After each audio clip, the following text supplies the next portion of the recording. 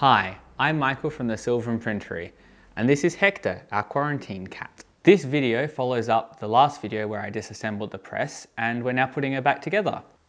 As well as reassembling the press, I've included some videos of making these nice Marri tables for her. Marri is a local hardwood from the southwest of Western Australia, and I really like the black gum veins that run through it. Before we run the video, Hector would like you to like and subscribe to the channel so that he can appear on more videos.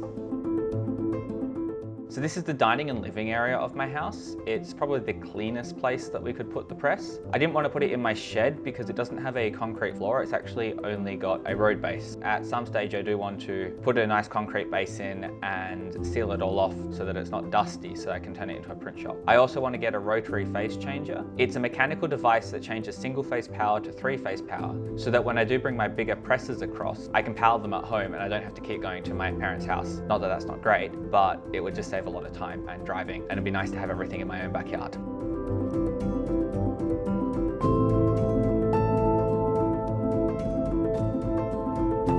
I like oiling as I set the machine back up, just so that all the surfaces are covered in oil and then you're only topping it up. You're not trying to start it from dry, because when you start it from dry, sometimes they bind up a little bit and that's not very good.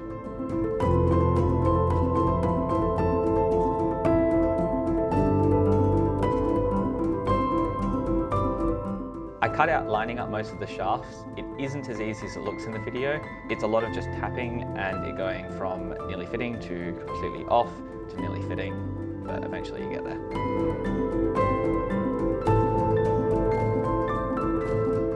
I'm using a dead blow hammer to tap everything into place. It's a special hammer filled with lead shot, and it doesn't have a rebounce. It's also coated in plastic so it won't mar the surfaces.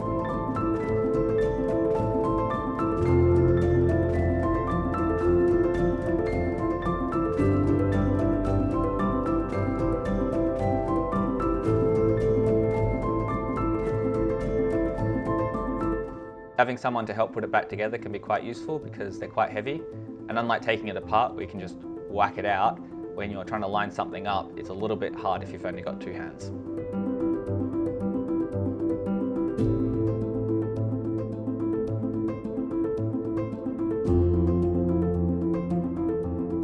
Since this is not Heidi's final spot, I'm only doing a minor touch up on the paint job. When I do get her situated into my shop, I'll be making sure that her paint job is perfect.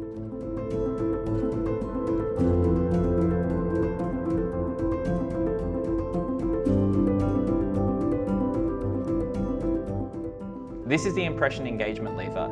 The 1920s Arab press is actually very special. The impression lever also can be used to adjust the strength of the impression.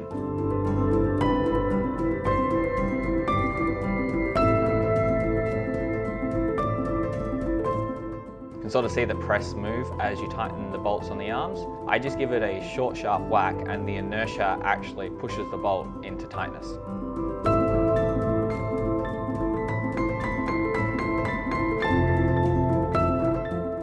Because she also has an electric motor, the original treadle has been lost to time. Because I wasn't exactly sure how it was going to all work, I just threw together something quickly. Once this is all over, I do plan on making a much nicer treadle for her.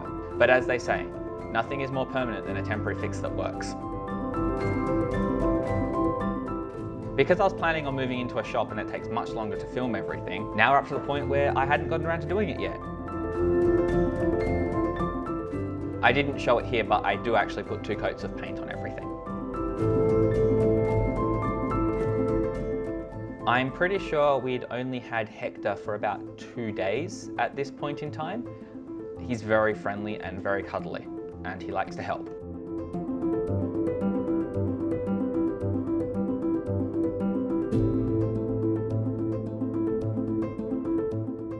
I'm using a mixture of mineral oils and beeswax on the wood. It is really nice, it works well, and it's quite authentic. Whenever you apply any liquid finish to the wood, the grains swell back up, so I'm sanding down the high spots to give myself a nice smooth surface to put the paper on, and then you reapply a second coat.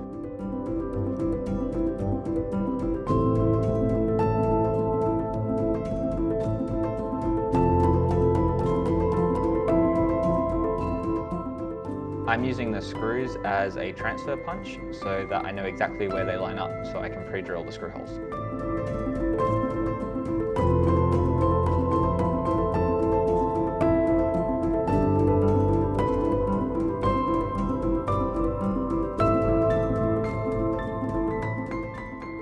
it does pay to measure twice, especially when drilling through will ruin the table I just put on.